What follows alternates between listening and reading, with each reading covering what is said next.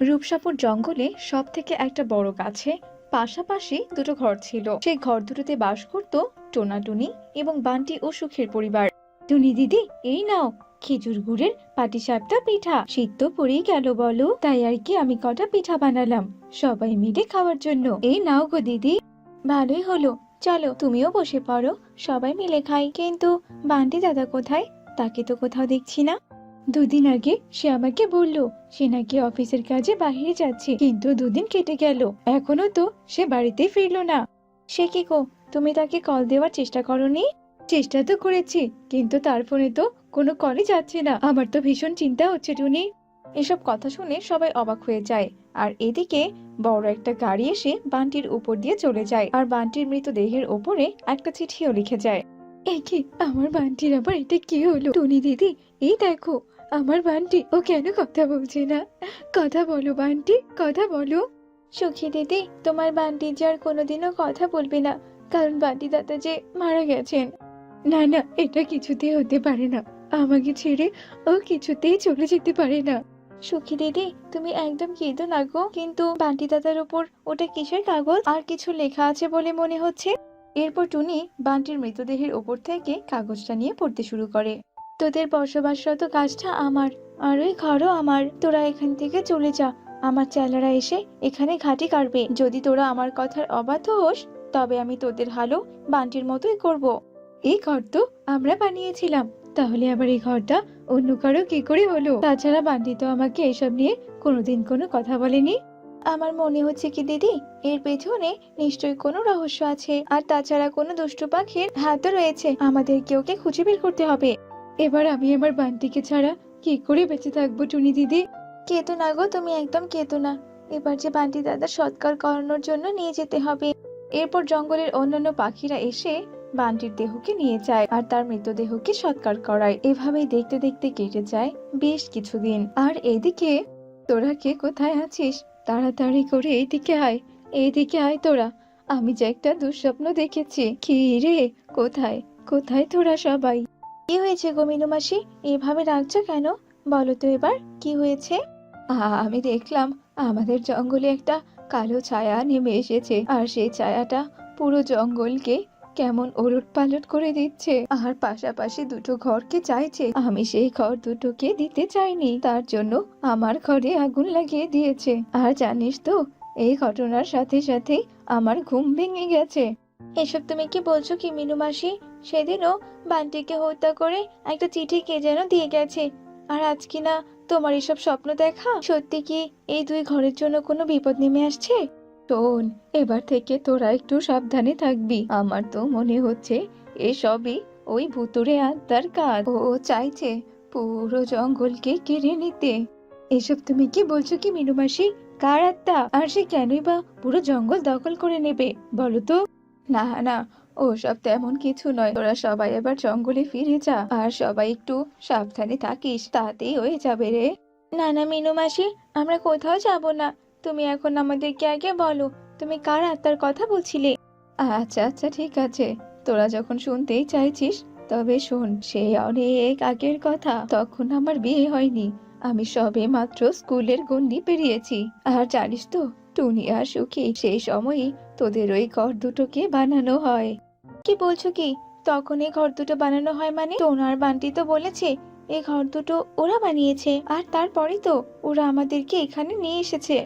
ওরা তোদেরকে মিথ্যে বলেছিল। আসলে ঘর দুটো ছিল এক নর্তকী মুরগি পাখি।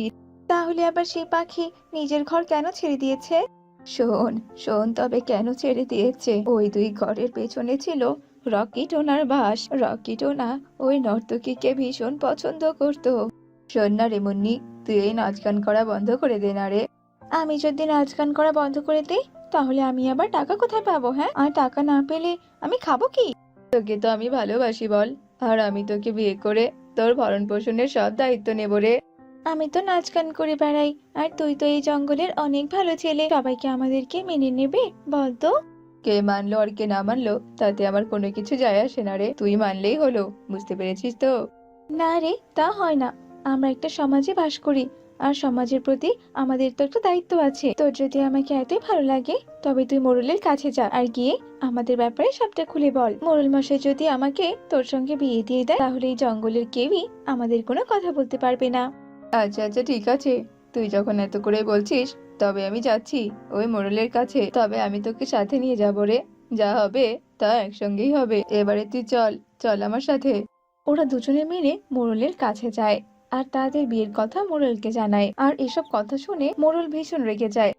কি কি রকি, তুই তো অনেক ভালো একটা ছেলে, এত ভালো একটা ছেলে হয়ে তুই কেন এই নর্তকীকে বিয়ে করতে চাস বলতো, যেখানে আমরা কেউই এই পাখিকে কোনো সম্মান দেই না। আমি যেমন রক্তে মাংসে গড়া পাখি, মনিও তো ঠিক তেমনই রক্তে মাংসে গড়া পাখি। তাহলে কেনই বা আমাদের বিয়েটা মানা যাবে না বলুন তো? তাছাড়া নাচ গান করা তো কোনো খারাপ কিছু নয়। কেউ নিজের শখ আহ্লাদ পূরণ করার জন্য নাচতেও পারে, গান গাইতেও পারে, তাই বলে তো আর আমরা তাকে ঘৃণা করতে পারি না। দেখ রকি, তুই কিন্তু আমার সঙ্গে অযথাই তর্কে জড়াচ্ছিস। আর একটা কথা তুই কান খুলে শুনে রাখ, আমি তোদের বিয়েটা কখনোই মেনে নিতে পারবো না। তবে আপনিও কান খুলে শুনে রাখুন মোড়ল মশাই, আমি মুন্নিকে বিয়ে করব, আর এটাই হচ্ছে নিশ্চিত। চল মুন্নি চল, এইখানে আর এক মুহূর্ত নয়। জানিস তো, তারপর ওরা ওদের ঘরে ফিরে যায় আর ঘরে ফিরে গিয়ে দেখে কে কি, আপনারা এখানে কি করছেন? আমরা সবাই তোদের ভালোবাসার ইতি ঘটাতে এসেছি। এইভাবে বিনা অপরাধে তোরা কিনা আমাদেরকে মারলি, আমরা আবারও ফিরে আসব আর তখন তোদেরকেও ধ্বংস করব। এই শেষ কথাটুকু বলেই ওরা দুজনেই মারা যায়। আহারে, অনেক কষ্টদায়ক ঘটনা। কিন্তু মাসি, এইসবের সঙ্গে বান্টির কি সম্পর্ক? বান্টি তো ওদের বিষয়ে সবটা জানতে পেরেছিল আর নিজের দাস বানাতে চেয়েছিল। এদিকে আত্মারা তো এই জঙ্গলের ধ্বংসলীলা চালাতে চাচ্ছে আর তার জন্য প্রয়োজন ওদের ওই দুই ঘর। কিন্তু ওদেরকে যদি ঘরটা দিয়ে দেওয়া হয় তবে তো আমাদের মৃত্যু নিশ্চিত। বলছি কি মাসি, ওদের আটকানোর কি কোনো উপায় নেই? একটাই উপায় আছে, আর তা হলো ওই দুই ঘরকে পুড়িয়ে ছাই করে দেওয়া। মিনুর কথা শেষ হতে না হতে হঠাৎ করে চারদিকে অন্ধকার নেমে আসে। তারই মধ্যে দুটো আত্মা এসে প্রকট হয়। তোদের যে আবার এত বড় সাহস, তোরা কিনা আমাদেরকে ধ্বংস করার কথা ভাবছিস? আজ তো তোদেরকে চিবিয়ে চিবিয়ে খাবো। রকি, তুমি যাও যাও, সব কটাকে ধরে ফেলো। না না, আমাদেরকে ছেড়ে দাও, আমাদের তো কোনো দোষ নেই বলো। আত্মা দুটো কারো কোনো কথা না শুনে পাখিদেরকে ধরে আর ছিঁড়ে ছিঁড়ে খেতে থাকে। এদিকে দ্রুত গিয়ে একটা মশাল হাতে নিয়ে তাতে করে আগুন লাগিয়ে সেই দুই ঘরের কাছে যায়। এরপর টুনি সেই দুই ঘরে আগুন লাগিয়ে দেয়, সাথে সাথে দুই ঘর আগুনে পুড়ে যায়। এরপর সাথে সাথে সেই দুই আত্মা অদৃশ্য হয়ে যায় আর পুরো জঙ্গল আত্মার হাত থেকে বেঁচে যায়। আর জঙ্গলবাসী আবারও সুখে শান্তিতে আগের মধ্যে বসবাস করতে থাকে। পেটে দিয়ে বসে থাকবো? আয় দেখি আয়, তুই আমার কত চুল ছিঁড়তে পারিস? এই তোমরা দুজন থামো থামো বলছি। আর মা, তুমি টুনিকে ঘরে নিয়ে যাও তো, আমি মুন্নিকে ঘরে নিয়ে যাচ্ছি। তুই কান খুলে শুনে রাখ, আমি তোকে বাড়ি থেকে তাড়িয়ে ছাড়বো। এটা এখন থেকে আমার সংসার, তাই আমি তোকে বাড়ি থেকে বের করে দেবো। এরপর ওরা দুজন দুদিকে চলে যায়। হ্যাঁ, দুটো খিদে জ্বালায় থাকতে পারছি না। ওই তারপরে আবার ওই সতী আমার মাথাটা খারাপ করে দিল। শোনো না আমার বউ, আমার লক্ষ্মী বউ, আমি শুধু তোমাকেই ভালোবাসি, বিশ্বাস করো। তাই না বলো বলো? তাই এখন থেকে তুমি বড় বউয়ের সঙ্গে একদম ঝগড়া করবে না। শোনো, তুমি ওকে বলে দিবে ও যেন আমার সঙ্গে আর ঝগড়া না করে, কেমন? আচ্ছা আচ্ছা বলে দিব, কিন্তু তুমি ওর মাথাটা ঠান্ডা করো মুন্নি। আচ্ছা ঠিক আছে ঠিক আছে, এবার যাও তো, আমার জন্য বাইরে থেকে খাবার নিয়ে আসো তো। বাইরে থেকে খাবার মানে তুমি রান্না করবে না? আমি তো আজকে তোমার বাড়িতে বউ হয়ে এলাম, আর আজকে কি না আমি তোমাকে রান্না করে খাবো? প্রতিদিন বাইরে থেকে খাবার কেনার যে আমার অত টাকা নেই। আচ্ছা, তুমি শুধু আজকে বাইরে থেকে খাবার কিনে নিয়ে আসো, কালকে থেকে আমি তোমাকে রান্না করে খাওয়াবো, কেমন?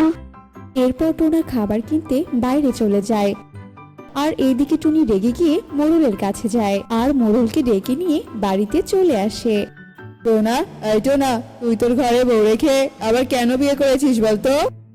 আমার বড় বউ আমার সঙ্গে শুধু ঝগড়া করতো আর কোনো কিছু হতে না হতে বাপের বাড়িতে চলে যেত। এইসব সহ্য করতে না পেরে আমি আবারও দ্বিতীয় বিয়ে করেছি।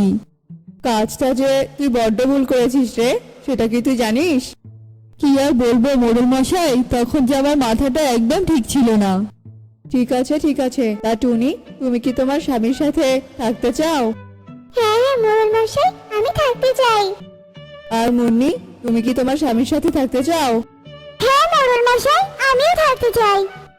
টোনা, দুই বউই যখন তোর সাথে থাকতে চায় তখন তুই বরং এই দুই বউকে তোর ঘরে তুলে নে। মোড়ল মশাই, আমার তো একটা ঘর, তাই টুনি কিছুদিন মায়ের সাথে থাকুক। আমি মায়ের সাথে থাকবো না, আমি তোমার বউ, তাই আমি তোমার সাথেই থাকবো টোনা। তাহলে মুন্নি, তুমি না হয় থাকো মায়ের সাথে। না না টোনা, আমি তোমাকে ছাড়া কোথাও থাকতে পারবো না। হয়েছে হয়েছে, এবার থামো তো, থামো তোমরা। যতদিন না পর্যন্ত টোনা নতুন কোনো ঘর দিতে পারবে ততদিন ওই একটা ঘরেই তোমরা দুজন টোনার সাথেই থাকবে। আর আমার এই কথাটা যদি না মানা হয় তাহলে আমি তোমাদের পরিবারকে একদম জঙ্গল ছাড়া করব, এই বলে দিলাম। না না মোড়ল মশাই, দয়া করে এই কথা বলবেন না। আমার ছেলে তার দুই বউকে নিয়ে এক ঘরেই থাকবে। আচ্ছা আচ্ছা, ঠিক আছে, এবার তবে আমি চলি। রাত তো অনেক হয়েছে, এবার আমাদেরকে ঘুমাতে হবে। টুনি, তুমি মেঝেতে বিছানা করে ঘুমিয়ে পড়ো। কেন কেন, আমি কেন মেঝেতে থাকবো? আমি মেঝেতে থাকতে পারবো না, আমি আমার বিছানাতেই শোবো। তাহলে মুন্নি, তুমি না হয় মেঝেতে থাকো। আমি মেঝেতে ঘুমাতে পারবো না, আমার এমনি বাতে ব্যথা, আর আমি মেঝেতে ঘুমাবো? কিছুতেই আমি পারবো না। হ্যাঁ গো টোনা, তুমি কোন বুড়িকে বিয়ে করে নিয়ে এসেছো বলো তো, যে কিনা এখনই বাতের ব্যথায় মরছে? এই মুখ সামলিয়ে কথা বল, আমি সুন্দরী যুবতী একটা মেয়ে। তুই যদি আমাকে একবার বুড়ি বলেছিস তো, তোকে বুড়ি বললে তুই কি করবি আমাকে শুনি? দেখবি দেখবি কি করবো, তাহলে দেখ। এরপর ওরা দুজনে মারামারি শুরু করে দেয়। এই, তোমরা দুজন থামো বলছি, থামো। তোমাদের দুজনের এই চুলোচুলি আমার একদম ভালো লাগছে না। তোরা যদি আরেকবার ঝগড়া করতে থাকিস তাহলে তোদেরকে লাঠি মেরে এই বাড়ি থেকে তাড়িয়ে দেবো। যা, এবার তোরা বিছানায় গিয়ে শুয়ে পড়, আমি মেঝেতেই শুয়ে পড়ছি। ঠিক আছে ঠিক আছে, তোমার আদরের ছোট বউকে বলে দিও ও যাতে আমার কাছে না আসে। তোর কাছে যা, আমার বই গেছে। এরপর টোনার দুই বউ ঝগড়া থামিয়ে বিছানায় গিয়ে ঘুমিয়ে পড়ে। আর এদিকে বেচারা টোনা মশার কামড় খেয়ে মেঝেতেই শুয়ে পড়ে। এই তুই সরে যা, আমি আজকে টোনার জন্য রান্না করব, বুঝেছিস? টোনা আমার হাতে রান্না খেয়ে অফিসে যাবে। এই চুপ, তুই এখান থেকে সরে যা, টোনা আমাকে বেশি ভালোবাসে, টোনা আমার হাতেরটাই খাবে, তাই আমি আগে রান্না করব। তোকে বলেছি না আমি আগে রান্না করব? সকাল সকাল উঠে তোমরা কেন এভাবে চিৎকার চেঁচামেচি করছো বলো তো? এই সকালবেলা চিৎকার চেঁচামেচি করে জঙ্গলের পাখিদের না ডাকলেই কি নয়? এমন দুটো ঝগড়ুটে বউ বিয়ে করে এনে আমার ছেলেটা মান সম্মান একদম ডুবিয়ে দিল। শোনো শোনো, এবার তোমরা দুজন ঘরে চলে যাও, আমি সবার জন্য রান্না করব, তোমাদের কাউকে আর রান্না করতে হবে না। মিনুর কথা মতো টুনি আর মুন্নি সেখান থেকে চলে যায়। এটা আমার সংসার, আমার সংসারে আমি অন্য কাউকে সহ্য করব না। ওকে তো বাড়ি থেকে বের করতেই হবে, কিন্তু আমি কি করব? ওনা তো কিছুতেই ওকে বাড়ি থেকে বের হতে দেবে না। পেয়েছি পেয়েছি আমি একটা বুদ্ধি, আমি ওকে চিরতরেই এই পৃথিবী থেকে তাড়িয়ে দেব। মা, আমাকে 2 কাপ চা দিন, আমি বরং টোনা আর মুন্নিকে দিয়ে আসি। বাবা, তোমার মুখে এসব আমি কি কথা শুনছি বৌমা? যাক, তোমার মুখে এমন কথা শুনে আমার যে খুব ভালো লাগলো। যাও যাও, নিজের হাতে চা বানিয়ে নিয়ে যাও। এরপর টুনি 2 কাপ চা বানায় আর মিনুর আড়ালে সেই চায়ে বিষ মিশিয়ে দেয়। নে রে মুন্নি, নে তোর চা। বাপরে, তুই নিয়ে আমার জন্য চা? তা যাক, ভালো হয়েছে, 1 কাপ চায়ের খুব প্রয়োজন ছিল রে আমার। তুই খেয়ে নে রে, আমি বরং টোনাকে চা দিয়ে আসি। এরপর টুনি বাইরে বেরিয়ে আসে আর দরজার বাইরে থেকে লুকিয়ে লুকিয়ে মুন্নিকে দেখতে থাকে। এদিকে মুন্নি টুনিকে বিশ্বাস করে বিষ মেশানো চাটি খেয়ে নেয়। মুন্নি, এবার তো তুই শেষ, আর এই 1 কাপ চা আমি অতিরিক্ত নিয়েছিলাম। যদি তুই ওই 1 কাপ চা নষ্ট করিস তাহলে তোকে এই চাটা খাওয়াতাম, কিন্তু তুই তো ভালো মেয়ের মতো খেয়েও নিলি, আর কিছুক্ষণের মধ্যে তুই হয়তো মরেও যাবি। এরপর টুনি সেখান থেকে চলে যায় আর এদিকে টোনাও চলে আসে আর ততক্ষণে মুন্নিও মারা যায়। মুন্নি, মুন্নি, ওঠো মুন্নি। এ কি মুন্নি, তুমি শুয়ে আছো কেন? মুন্নি, কথা বলো মুন্নি। এ কি মুন্নি, কথা বলছে না কেন? মা, মা, তুমি একটু ঘরে এসে দেখো তো, মুন্নি কথা বলছে না। মা, এ মা, মুন্নি তো মরে গেছে, তাও আবার চা খেয়ে। কিন্তু এই চা তো টুনি বানিয়েছিল। টুনি, টুনি, তুই মুন্নিকে মেরে ফেললি? মেরে ফেলেছি, বেশ করেছি। আমার স্বামীর ভাগ আমি কাউকে দিতে পারবো না, কাউকে না। কিন্তু কোনো খুনিকে আমি নিজের বউ হিসেবে মেনে নিতে পারবো না। আমি এক্ষুনি পুলিশকে ডেকে আনবো, এক্ষুনি। না না টোনা, তুমি এমনটা করো না। আমি যে তোমাকে অনেক ভালোবাসি টোনা, দয়া করো, এমনটা করো না। টোনা টুনির কোনো কথাই শোনে না। সে পুলিশকে ফোন করে আর সাথে সাথে পুলিশ এসে টুনিকে ধরে নিয়ে যায়। এদিকে টোনা আর মিনু ফাঁকা বাড়িতেই পড়ে থাকে। যাতে করে আরো 3টে বিয়ে করতে পারো। তোদের 3জনের মুখে খুব বুলি ফুটেছে তাই না? আজ তোদের মেরে এখানেই পুঁতে দেব আমি। এ কথা বলে কালু এক পাশ থেকে 3 বউকেই একটা লাঠি দিয়ে মারতে শুরু করে। ও মা গো, মরে গেলাম গো, মরে গেলাম। ডর লাগে কালু, আর মেরো না। এবার তো আমাদের হাড়গোড়গুলো সব ভেঙে যাবে। মেরো না আমাদের, আর মেরো না। বল, আরো এমন কথা কেউ বলবি? বল। কেন বলবো না? তুমি তো একটা অপদার্থ। বউদের কোনো চাহিদা মেটাতে পারো না তুমি। কাপুরুষের মতো শুধু মেটাতেই পারো। মারো, আরো মারো।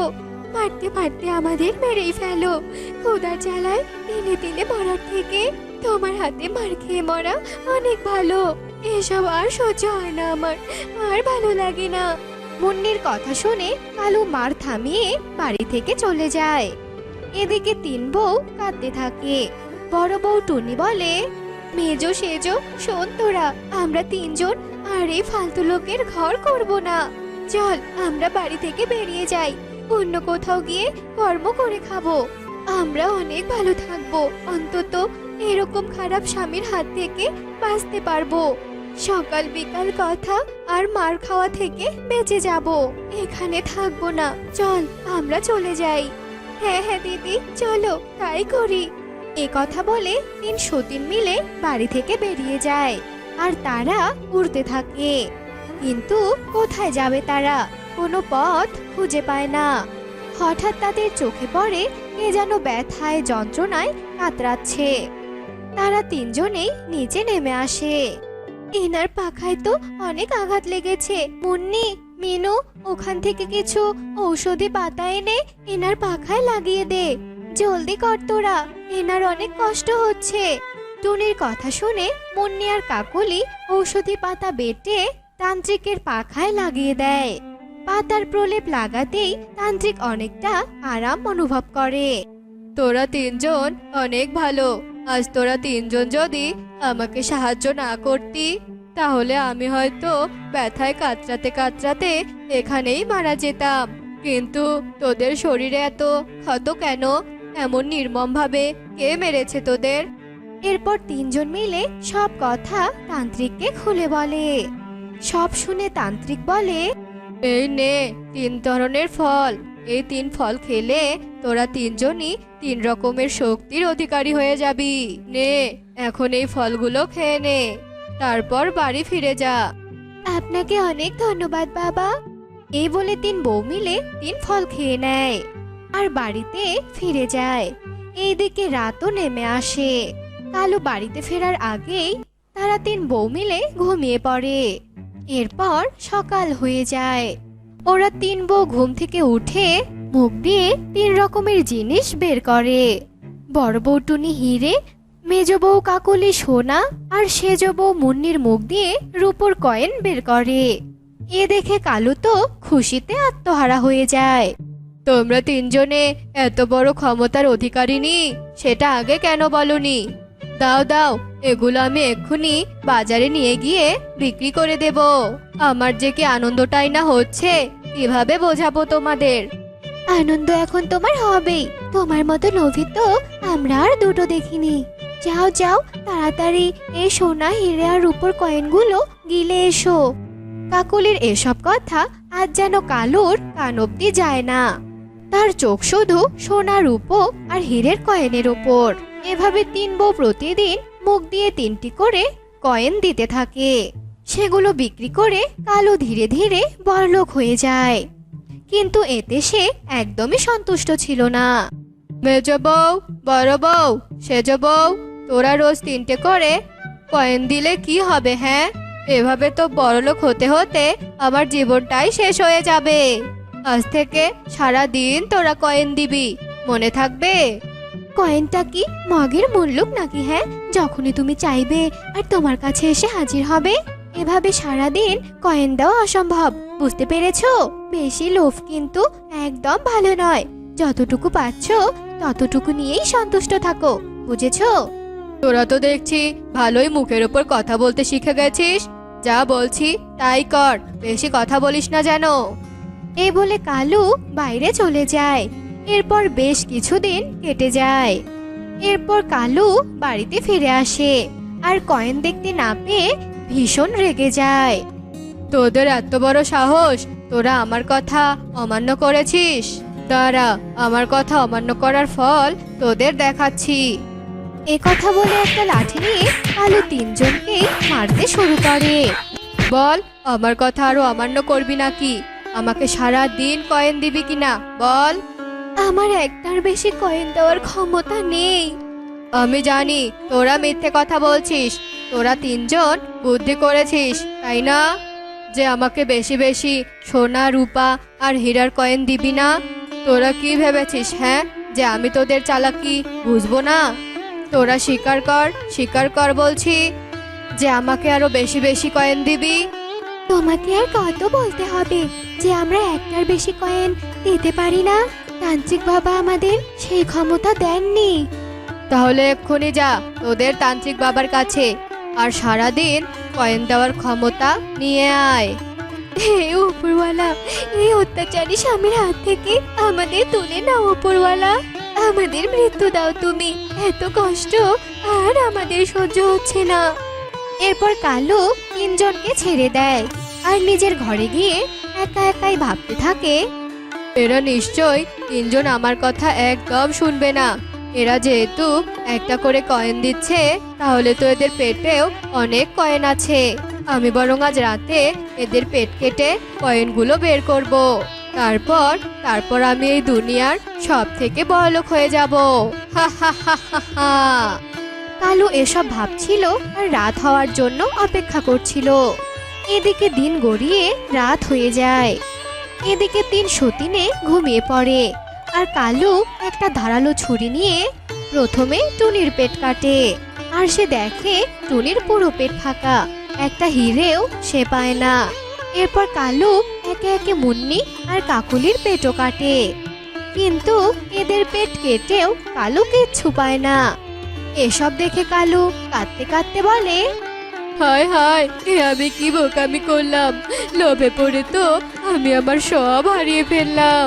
প্রত্যেক দিন যা কয়েন পেতাম, আজ তো আমি তাও হারিয়ে ফেললাম।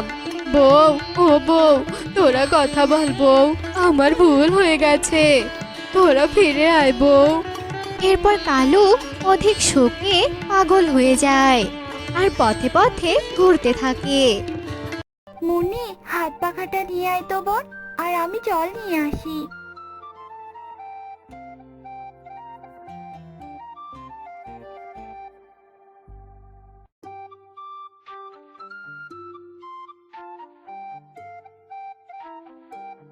তোরা অনেক ভালো রে মা। আমি তোদের মতো এই পুরো বনে পাইনি কাউকে খুঁজে।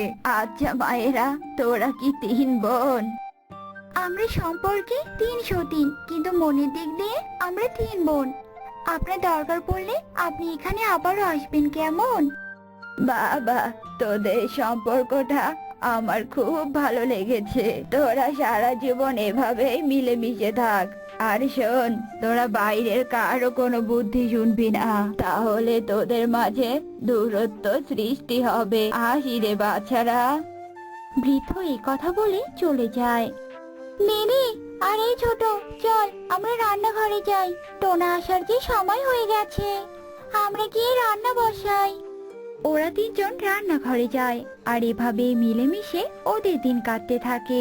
একদিন, কি ব্যাপার মুন্নি, তুই এভাবে মন খারাপ করে বসে আছিস কেন? কি হয়েছে রে বোন, আমাদেরকে বল। টোনা শহরে গেছে জন্য কি মন খারাপ করেছিস তুই? না দিদি, আমার কিছুই ভালো লাগছে না। আমার যে ঘুরতে যেতে ইচ্ছে করছে দিদি। ও এই ব্যাপার, মন খারাপ করে থাকিস না। যা রেডি হ, আমরা এক্ষুনি বনে ঘুরতে যাব। সত্যি বলছো? দাঁড়াও, আমি এক্ষুনি রেডি হয়ে আছি। এরপর ওরা তিনজন বনে ঘুরতে যায়। বনে গিয়ে ওরা ওদের সামনে একটা আপেল গাছ দেখতে পায়। ওই দেখো, কি সুন্দর আপেল পেকে পেকে আছে। ওগুলো দেখে তো আমার জিভে জল চলে আসলো। রেনু দিদি, আমাকে কয়েকটা আপেল পেড়ে দাও না গো। তুই বললেও আমি আপেল পারতাম, আর না বললেও আমি আপেল পারতাম, কারণ আপেলগুলো যে আমারও খুব খেতে ইচ্ছে করছে। রেনু আপেল পাড়ে আর তিনজন মিলে অনেক মজা করে আপেলগুলো খায়। আমার এখন বনে এসে অনেক ভালো লাগছে। তাহলে চল, এখন আমরা বাড়িতে চলে যাই। অনেকক্ষণ হলো তো বনে এসেছি। ওরা তিনজন বাড়ির দিকে রওনা দেয়। আর হঠাৎ করেই তারা রাস্তায় একটা ডালিম পড়ে থাকতে দেখে। মুন্নি ডালিমটা হাতে নেয়। দিদিরা দেখো, ডালিমটা কত সুন্দর। টুনি দিদি, তুমি ডালিমটা খাবে? না রে বোন, খাবো না। অন্য ফল খেয়ে যে পেটটা ভরেই গেছে। তুই বরং সাথে নিয়ে চল, আমরা না হয় অন্য সময় খাবো। মুন্নি ডালিমটা নিয়ে সামনের দিকে চলতে থাকে। ডালিমটা বাড়িতে নিয়ে এসে ঘরের এক কোণে রাখে আর যে যার কাজে লেগে পড়ে। এইদিকে ডালিমটা ধীরে ধীরে বড় হতে থাকে। মুন্নি ঘরে এসে ডালিমটা দেখে অনেক অবাক হয়ে যায়। দিদিরা, কে কোথায় আছো? ঘরে এসে দেখো, ডালিমটা না বড় হয়ে গেছে। আরে আরে, সত্যি তো, এই ডালিমটা আবার এত বড় হলো কি করে? এটা আবার কোনো রাক্ষসী ডালিম নয় তো? দিদি, এই ডালিমের হাত পা মুখ বের হওয়ার আগে এই ডালিমটাকে ফেলে দিয়ে আসতে হবে, নইলে যে ডালিমটা আমাদের সবাইকে খেয়ে ফেলবে। টুনি যখনই ডালিমটা ধরতে যায় তখনই ডালিমটা ঘর ফেটে অনেক বড় একটা ডালিম ঘরে পরিণত হয়। ওরা তিনজন ছিটকে ঘরের বাইরে গিয়ে পড়ে। ওরে বাবারে, এই ডালিমটা দেখে ঘরে পরিণত হয়েছে। চলো দিদি, আমরা এখান থেকে তাড়াতাড়ি পালাই, না হলে যে এই ডালিম ঘর আমাদের ক্ষতি করবে। এমন অদ্ভুত ঘর তো আমি আগে কখনো দেখিনি। বোনেরা, দৌড়ে যা, ডালিম ঘরের সামনে দৌড়ে থাকিস না। কি থেকে কি যে হয়ে গেল, আমাদের ঘরটাও ভেঙে গেল। তোমরা ভয় পেও না, আমি একটা ভালো আত্মা। আমি এই ডালিম ঘরে ছোট্ট ডালিম হয়ে বন্দি ছিলাম।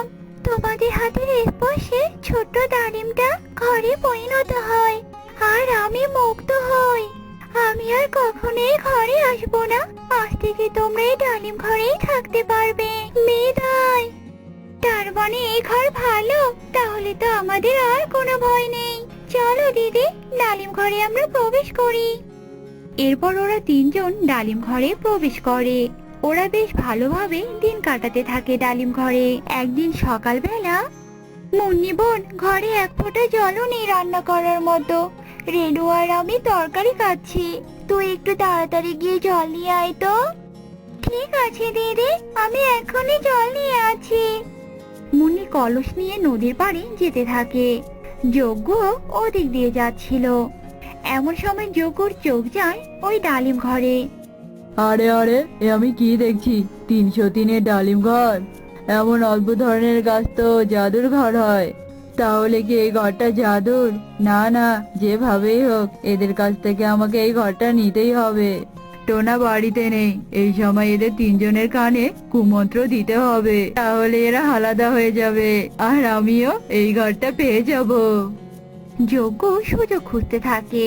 যজ্ঞ মুন্নিকে রাস্তায় দেখতে পায় আর তাকে বলতে থাকে, আরে মুন্নি, তোমাকেই খুঁজছিলাম, অনেক দিন থেকেই খুঁজছি, খুব জরুরি একটা কথা বলার জন্য। কি কথা দাদা, বলো তাড়াতাড়ি। আমি একটা তান্ত্রিকের কাছে শুনেছি তোমাদের ওই ডালিম ঘরের মালিক যদি তুমি একা হতে পারো, তাহলে নাকি ওই ডালিম ঘর তার মালিককে অনেক সোনাদানা দিবে। যজ্ঞ দাদা, তুমি কি বলছো তা আমি ভালোভাবেই বুঝতে পারছি। আমি সোনাদানা চাই না, আমি সারা জীবন দিদিদের সঙ্গে এভাবেই থাকতে চাই। আরে আরে, রাগ করো না বোন, আমি তোমার ভালোর জন্যই বলেছি। তোমার তো ভবিষ্যৎ আছে তাই না? আর তুমি তো ওদের ছোট, ওরা তোমাকে ইচ্ছে করলেই বের করে দেবে। তাই বলছি, সময় থাকতে নিজের কাজটা বুঝে নাও। যজ্ঞ মুন্নিকে আরো অনেক হিংসের কথা বলে। আর মুন্নি যজ্ঞ কাকের ভোলানো কথায় সবকিছু ভুলে যায়। মুন্নি বাড়িতে চলে আসে। এই তো টপ গিলেছে, যাই বাকি দুজনকেও ভুলভাল বুঝাই যাতে করে ওরা আলাদা হয়ে যায়। এরপর যজ্ঞ বাকি দুজনকেও একই কথা বলে। এরপর একদিন, এই রেনু মুন্নি শোন, আমি তোদের বড়, তাই আমি যা বলবো তোরা সেটাই মানবি, ঠিক আছে? আজ থেকে এই ডালিম ঘর আমার, আর তোরা এখান থেকে চলে যা। দিদি, এসব তুমি কি বলছো? এই ডালিম ঘরটা আমার, কেননা আমি বন থেকে এই ডালিমটা না আনলে কখনোই এটা ঘর হতো না, তাই এই ঘর আমার, আর তোমরা এখান থেকে চলে যাও। না না, এই ডালিম ঘরটা আমার, কারণ আমি এই ডালিম ঘরটা প্রথম দেখেছিলাম। তোমরা চলে যাও তো চলে যাও। তিনজনের মাঝে এভাবেই তর্ক হতে থাকে। বেশ, ডালিম ঘর যখন আমার হবে না, তাহলে আমি তোদের কাউরি হতে দেব না। এই ঘরটা আমি এক্ষুনি ভেঙে ফেলবো।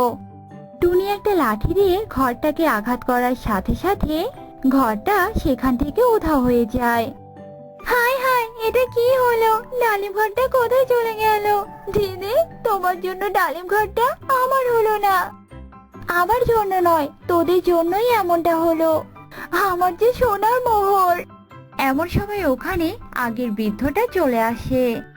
কি ব্যাপার, কি হয়েছে? তোদেরকে আমি আগে বলেছিলাম তোরা বাইরের কারো কথাই শুনবি না, তাহলে যে তোদের মাঝে সম্পর্ক নষ্ট হয়ে যাবে। তোরা আমার কথা না শুনে সেই কাজটাই করেছিস। যজ্ঞ কাকের কুমন্ত্র শুনে তোরা নিজেদের বিপদ নিজেই এনেছিস। বাবা, আপনি যজ্ঞ কাকের কথা কি করে জানলেন? হ্যাঁ বাবা, বলুন না, কি করে জানলেন? তোরা যখন ঘর নিয়ে তর্ক করছিলি, তখন যজ্ঞ কাক দূর থেকে তোদেরকে দেখে অনেক হাসাহাসি করছিল, আর তোদের মিল ভাঙার ব্যাপারে কথা বলছিল। আমি ওকে উচিত শিক্ষা দিয়ে এসেছি।